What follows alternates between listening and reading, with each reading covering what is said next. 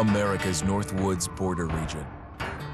Within this land of 10,000 lakes and miles of dense timber, a hideous creature is believed to lurk. The North Woods is probably one of the last frontiers in America. There's still a lot of places in this area that hasn't been set foot by man. Monsters and mysteries exist here because it is remote. Up in the North Woods, winters are long.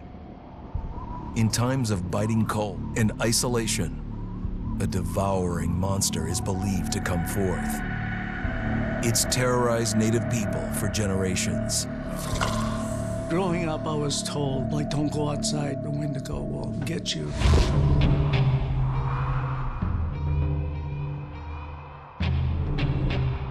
Among the traditions of the northern Algonquin tribes is the Wendigo, a monster that can seize hold of a person to carry out its hunger for human flesh.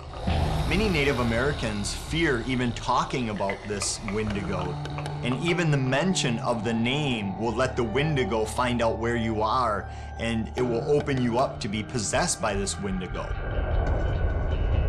The most famous case of a Wendigo possession took place in 1879.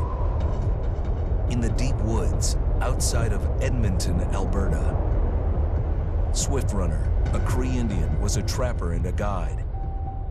He had left town the previous autumn with his wife, 6 children, and his mother. But when Swift Runner returned in spring, he was alone. Swift Runner came into a nearby village telling this heartbreaking tale. I had to watch them starve to death. Of his family being killed by starvation, and that he was the only survivor. My whole family gone. It wasn't hard to understand a family falling victim to a brutal winter. To even not. Yet something was suspicious about Swift Runner. He was a strapping man, and he came into town weighing over 200 pounds. It didn't look like somebody who had just weathered a terrible winter. He wasn't malnourished, didn't look like he was starving. He looked healthier than ever. After a few nights, it became clear that something was wrong. He started having night terrors, screaming in his sleep. I am the Wendigo! Villagers alerted the police. Swift Runner actually guided them back to his winter cabin.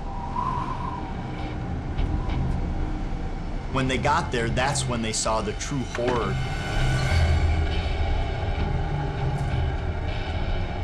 Human skulls were scattered around, many bones, some of which had been snapped in half, and the marrow inside had been drained. They had never seen anything like it. Swift Runner had killed his entire family, shooting them, hitting them with an axe, strangling, and then eating most of their bodies.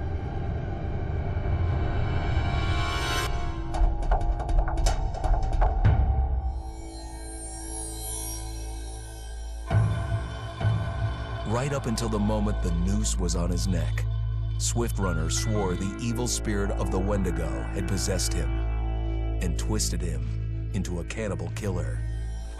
When he was on the gallows, Swift Runner himself said, "I am no longer a man.